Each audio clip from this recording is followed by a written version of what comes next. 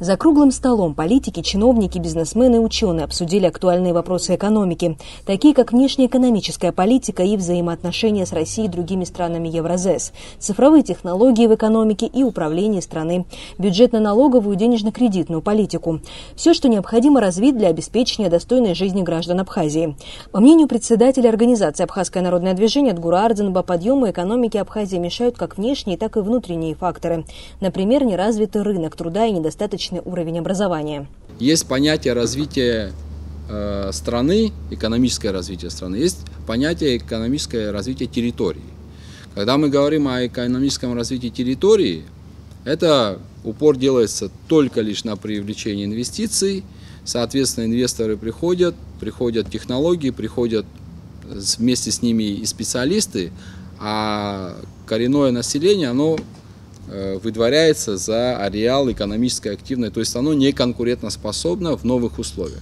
Поэтому, если мы ставим себе задачу развития страны, то мы должны параллельно, смежно заниматься и привлечением инвестиций, и инвестициями в свое собственное население, для того, чтобы оно было в новых условиях конкурентоспособно. А к внешним факторам сдерживания экономического развития Абхазии Ардзинба относит отсутствие доступа к мировому рынку, в частности из-за политики Грузии. Международный валютный фонд распределяет беспрецедентную сумму на поддержку экономики стран — 650 миллиардов долларов США.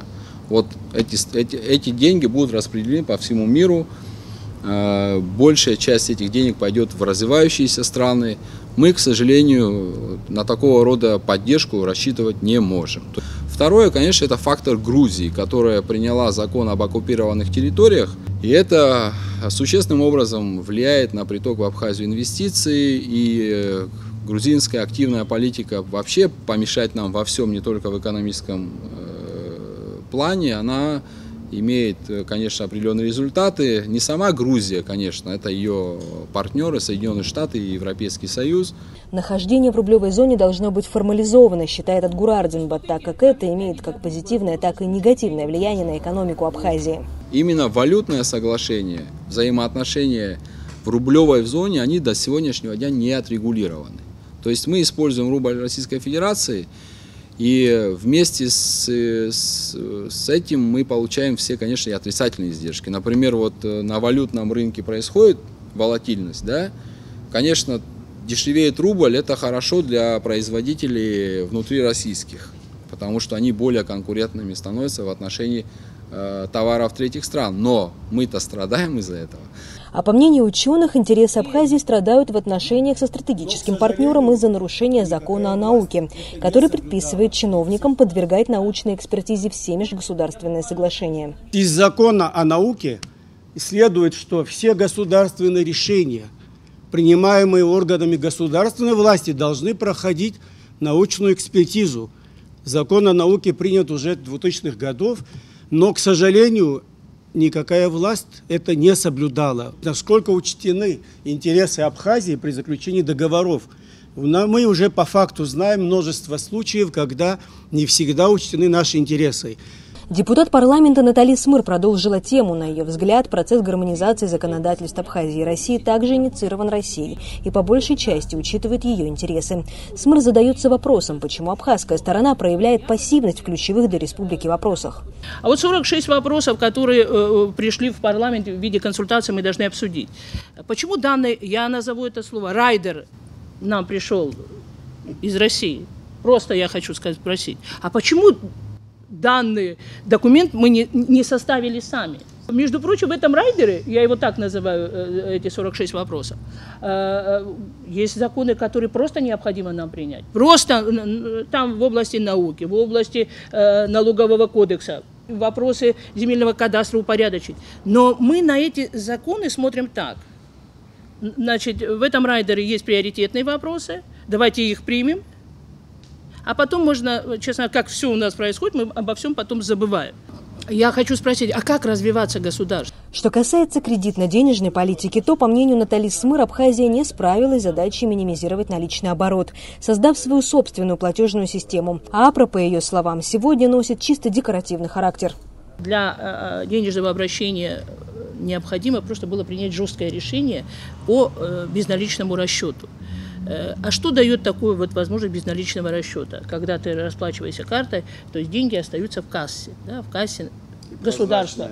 Да, по крайней мере, у тебя есть возможность проследить, отследить, понять, как происходит оплата, как все происходит в государстве, что мы не сделали. Даже пенсионные карты, пенсии, которые поступают на карты, сегодня люди, вы видите, стоят в очереди в такую пандемию, снимают с карт. Категорически нельзя было это делать. О том, как налоговая политика влияет сейчас и может способствовать в будущем развитию экономики республики, рассуждал экс-министр по налогам и сборам Даур Курмазия. На его взгляд, неграмотный подход к налоговым льготам может свести на нет все попытки подъема экономики за счет бизнеса. Богатство государства складывается из двух составляющих основных. Это богатство казны и доходы граждан. Если мы в результате инвестиционного проекта не получим ни того, ни другого, произойдет просто переход права собственности, я считаю, что мы не достигнем какого-либо благополучия. Тем более, что бизнес сам по своей природе имеет определенную закономерность и преследует определенные цели. Это извлечение прибыли, и это расширение своего бизнеса.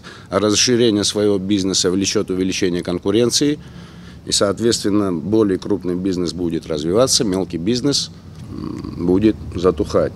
Поэтому, на мой взгляд, одним из важнейших условий нашей налоговой политики, особенно в части предоставления льгот, это должно быть принятие мер обеспечения увеличения доходов наших граждан в части наемных работников, то есть условия трудоустройства наших граждан. Общественный деятель, предприниматель, специалист в области IT, экс-депутат парламента Ахрабжания предлагает государству субсидировать технологичные проекты и подстегивать образование своих граждан в актуальных сферах. Разработать грантовую систему поддержки специалистов. Деньги на это он предлагает высвободить при сокращении штата чиновников. По-моему, надо осуществить просто тотальную нормализацию нашего государственного аппарата. Боливар не вытянет ни двоих, ни троих, ни четверых.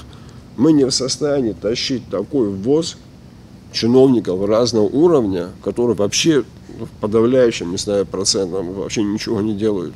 Но прежде необходимо пройти полную цифровую трансформацию, считает IT-специалист Андрей Хачатуров. В первой части в цифровой трансформации есть огромный выхлоп и по экономии, потому что реформа госуправления, вот я смотрел тоже презентацию, нужно же с меньшим количеством ведомств при этом принимать актуальные управленческие решения. Для этого в руках у руководителей должны быть какие-то инструменты сбора данных, анализа их, какая-то биг-дата, все эти умные слова.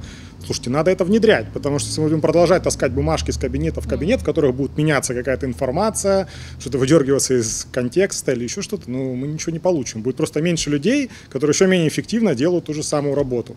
Между тем, кое-какая цифровизация уже произошла. В Министерстве по налогам и сборам существует единая база данных. В Минфине работает электронная казначейская система учета, которая, по словам Джансу Хананба, позволяет работать более оперативно и современно.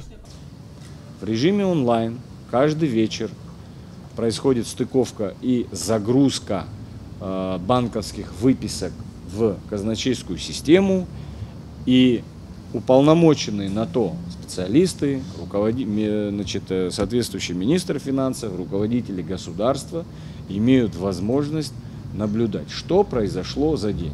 Таким образом, современные инструменты внедряются в экономическую деятельность страны, но, как считает IT-специалист Андрей Хачатуров, эффективность от их использования зависит от того, насколько честно человек ими управляет. И как бы ни подсчитывались цифры, укладывались в микро- и макросхемы экономические процессы, именно человеческий фактор определяет их успех или неудачу. Марьяна Котова, Торник Амич, Барам Укамки, Абаза ТВ.